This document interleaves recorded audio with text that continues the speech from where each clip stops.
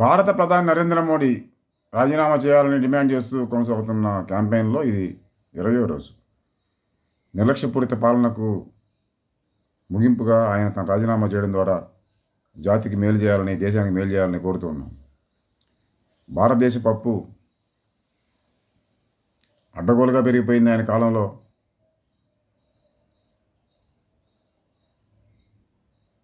అది ప్రస్తుత ఆర్థిక విధానాలతోటి, ఇప్పుడున్న ఆర్థిక పద్ధతులతోటి తీర్చగలిగే అప్పు కాదు.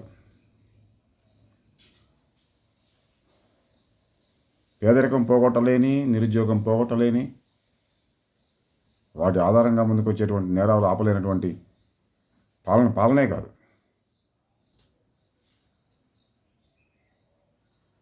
ఉత్పత్తిని ప్రజలందరూ అనుభవించగలిగేంతగా పంపిణీ విధానం ద్వారా చేయలేనటువంటిది ఆర్థిక విధానం కాదు, పాలనా విధానం కాదు.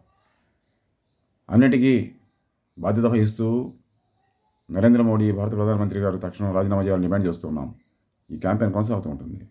కమ్యూనిస్ట్ ఇండియా వర్ధిల్లేను, కమ్యూనిస్ట్ విప్లవం వర్ధిల్లేను.